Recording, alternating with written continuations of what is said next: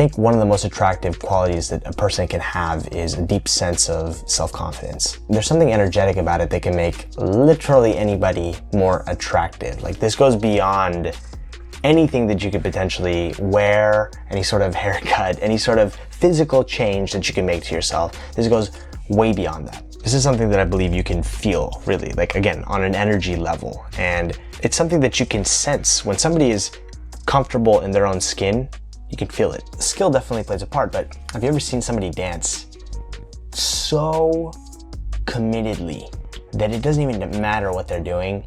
You're vibing with it, you know, you're connecting with them. There's an elusive beauty to that. There's something amazing about that. However, this is obviously a very elusive feeling for a lot of us. I'm regularly amazed by my own psychology, in that it feels sometimes, or oftentimes, like there are two separate Nathans. There's the ballsy, confident Nathan and insecure Nathan. And they feel in many ways like two completely different people. And yet they aren't, I guess. And that is one of the fascinating things about being a human being, right? You can be contradictory things. So talking about this always makes me think of a section in, I just looked it up, I guess it was in the Half-Blood Prince from the Harry Potter series, where Harry basically pretends to give Ron a potion, Felix Felicis, I believe it was called, Felix Felicis. Wait, hold on. Apparently this potion gives you good luck, okay? And Harry pretended to give it to Ron, and it worked as a placebo, and that boosted his confidence, and it worked. It helped him play better at Quidditch.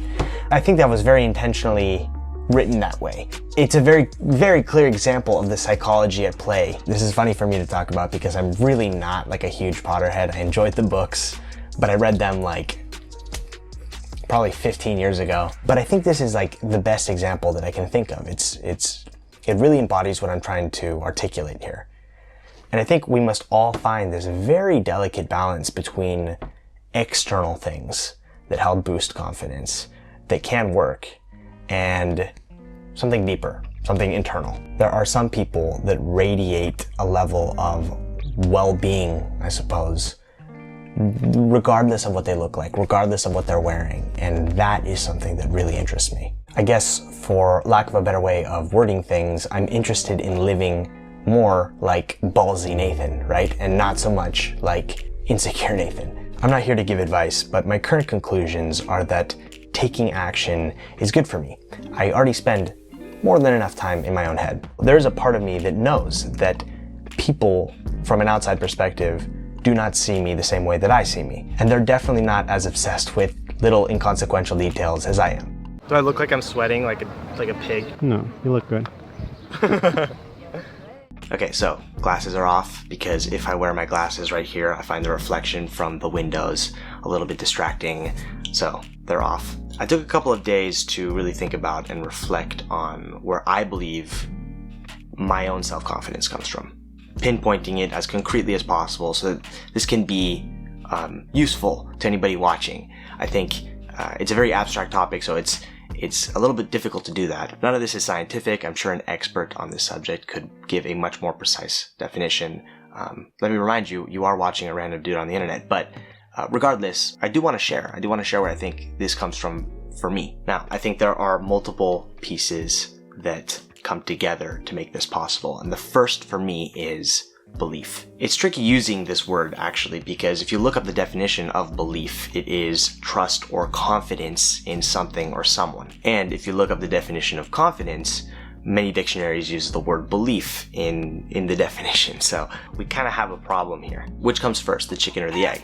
I think it's safe to say that these are two concepts that are deeply intertwined and feed off of each other. Now, this is entirely just my opinion here, but there's something about belief that feels deeper than confidence. And when I say self-confidence stems from my belief, I'm talking about belief in my abilities, which can look like many different things, including, quite simply, my ability to solve problems in a way that's difficult to articulate fully. I think this can only come from experience, from doing, from demystifying. And belief goes beyond just my own abilities, right? It can be belief in ideas and in systems, or if you don't believe in the system that you find yourself in, belief that there's another way, another system. It's about finding your language. And like I said, belief and confidence are interconnected, right? And they feed off of each other. And so in a way, we have to find ways to trick ourselves into these cycles that can build and grow. Now, the other major element that I can think of, for me personally, beyond belief,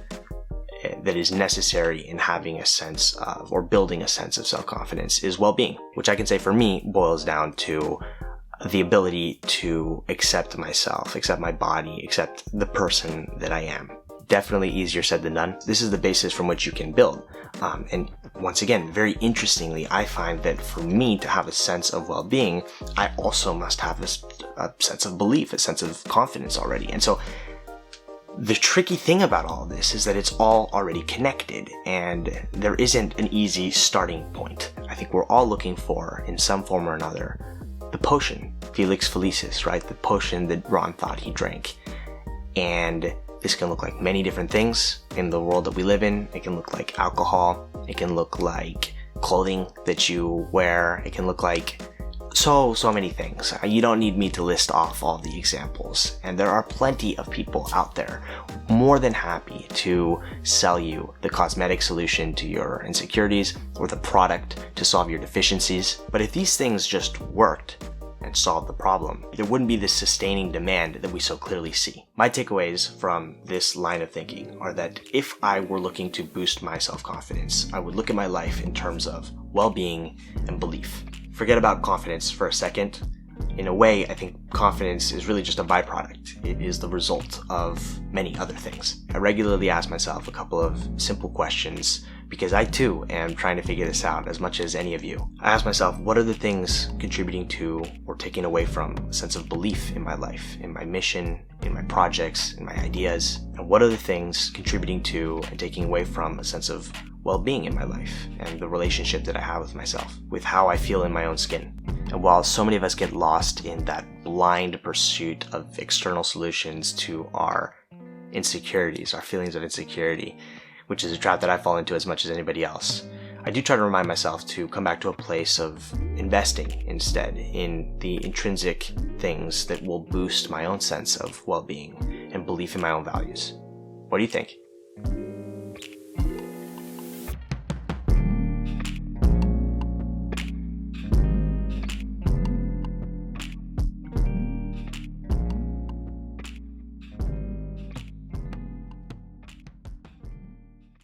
Addicted to these castles, like what the hell?